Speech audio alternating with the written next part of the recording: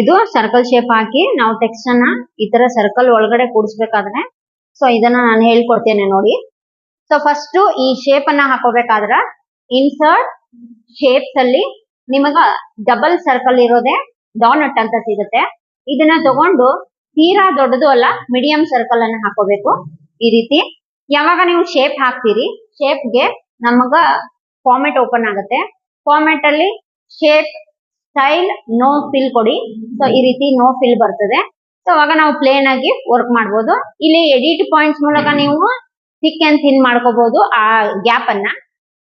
So ಇದರೊಳಗಡೆ ಈ ರೀತಿ ಮಾಡ್ಕೊಂಡು ಹಾಗೆ ಟೆಕ್ಸ್ಟ್ ನಾವು ನಾರ್ಮಲ್ ಆಗಿ ಟೈಪ್ ಮಾಡಿದ್ದ ಸರ್ಕಲ್ ಶೇಪ್ ಅಲ್ಲಿ ಹಾಕಕ್ ಬರುವುದಿಲ್ಲ. ಹಾಗಾಗಿ ನೀವು ಇನ್ಸರ್ಟ್ ವರ್ಡ್ ಆರ್ಟ್ ನ ಟೆಕ್ಸ್ಟ್ ಅನ್ನ ನೀವು ಆಯ್ಕೆ ಮಾಡ್ಕೊಂಡು ಇದರೊಳಗಡೆ ಟೆಕ್ಸ್ಟ್ ಅನ್ನ computer training centre so full lengthy type ಮಾಡ್ಕೋಬೇಕಾಗತ್ತೆ.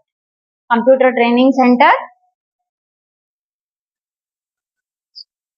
ಸೊ ಲೈಕ್ ಈ ರೀತಿ ಟೈಪ್ ಮಾಡ್ಕೊಂಡು ಈ ಟೆಕ್ಸ್ಟ್ಗೆ ಟೆಕ್ಸ್ಟ್ ಎಫೆಕ್ಟ್ ಓಪನ್ ಆಗತ್ತೆ. ಇಲ್ಲಿ text effect word art text effect transfer ಅದರಲ್ಲಿ ಸರ್ಕಲ್ ಹಾಕಿದ ತಕ್ಷಣನೇ ನೀವು ಇದನ್ನ ಸೊ ಈ ರೀತಿ ಸ್ಕ್ವೇರ್ ಶೇಪ್ ಅಲ್ಲಿ ಮಾಡ್ಕೊಂಡ್ಬಿಟ್ರೆ ಅದು ನೀವು ಸರ್ಕಲ್ ಸೈಜಿಗೆ ತಗೊಂಡು ಒಳಗಡೆ ಈ ತರ ಫಸ್ಟ್ ಫಿಕ್ಸ್ ಮಾಡ್ಕೊಂಡು ಆಮೇಲೆ ಅಡ್ಜಸ್ಟ್ ಮಾಡ್ಬೇಕಾಗತ್ತೆ.